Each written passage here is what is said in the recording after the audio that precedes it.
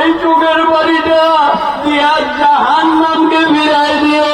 এজন্য বান্দা মাগরিবের পরে জিকির কইরা চোখের পানি ফালাইয়া মোনাজাতে কান্না করেছে, তাহাজ্জুদে কান্না করেছে, ইশরাকে কান্না করেছে, আওয়াবিনে কান্না করেছে, সালাতুল হাজতে কান্না করেছে, তেলাওয়াত কইরা কান্না করেছে, রমজানে কান্না করেছে।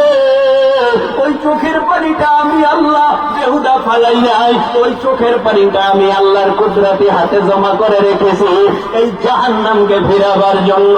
চোখের পানির এত পাওয়ার, এত পিসাবেরা কাঁদে কেন? অনেকে কয় চরমনাইওয়ালারা এত কাঁদে কা, চরমনাইওয়ালারা এত কাঁদে কা, কারণ চরমনাইওয়ালাদের মনের মধ্যে যে কি ব্যথা এটা দুনিয়ার কেউ জানে না, একমাত্র আমার আল্লাহ জানে, ঠিক কিনা? কি ব্যথা? তাই বিরহ ব্যথা, বেদনা। কি বেদনা? আল্লাহ হারানো বেদনা। হঠাৎ করে জিকির করতে করতে করতে করতে করতে করতে আল্লাহর নূর তার চোখের সামনে ভাসছে, এ দেখা বান্দা খুব মজা পাইছে, আরাম পাইছে।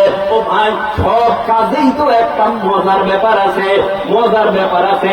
মজা না লাগলে ওই কাজ কেউ করে না, ভালো না লাগলে ওই কাজ কেউ করে না। নামাজের মধ্যে মজা আছে, আমরা নামাজ পড়ি, মাঝে মধ্যে নামাজ কেমন কেমন লাগে, ভালো লাগে না।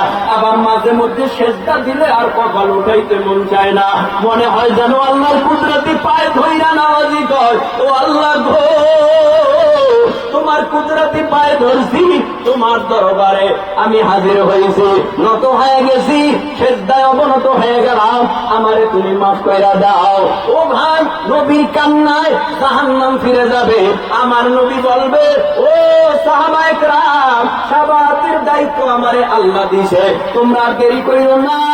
বেলাল, আবু বকর, ওসমান, আলী জাহান্নামের ঘেটে যাও, ওখানে গিয়ে পাহারাদারি করবা, আমার একটা উম্মত যেন জাহান্নামে না যায়।